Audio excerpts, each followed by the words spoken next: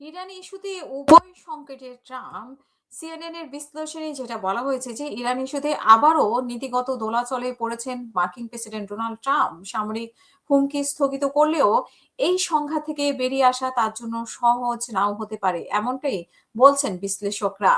সম্প্রতি ট্রাম্প ইরানের বিদ্যুৎ কেন্দ্রে হামলায় হুমকি সামরিকভাবে স্থগিত করেন।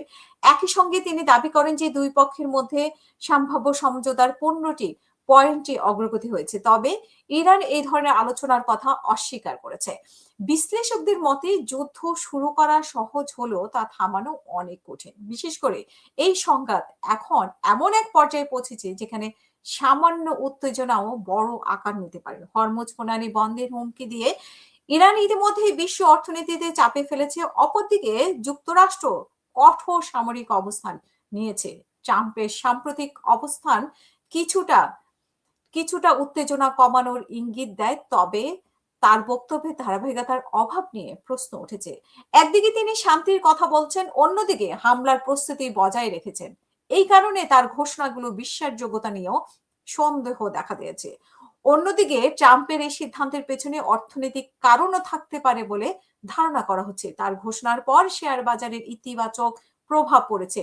প্রধান সূচকগুলো 1%-এরও বেশি বেড়েছে। একই সঙ্গে বৈশ্বিক তেলের দাম কমেছে।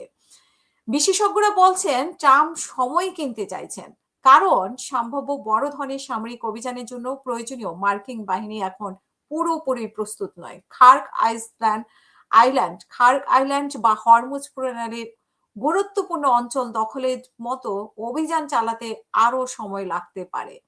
তবে ইরানের অবস্থানও কঠোর। দীর্ঘ হামলার পর দেশটি আবারও আপোষহীন হয়ে উঠতে পারে। বিশেষ করে তাদের শীর্ষ নেতৃত্বের ক্ষয়ক্ষতির পর কঠোরপন্থীদের প্রভাব বাড়ার সংখ্যা রয়েছে। এতে সম্ভাব্য আলোচনা আরো জটিল হয়ে উঠতে পারে। ট্রাম্পের প্রস্তাবিত শর্তগুলো বড় বাধা। ইরানের পারমাণবিক কর্মসূচি ও দূরপাল্লার ক্ষেপণাস্ত্র ত্যাগের দাবি তেহরানের জন্য গ্রহণযোগ্য নাও হতে পারে, কারণ সাম্প্রতিক হামলায় তাদের এমন প্রতিরক্ষা সক্ষমতার প্রয়োজনীয়তা আরো জোরালো ভাবে দেখিয়েছে।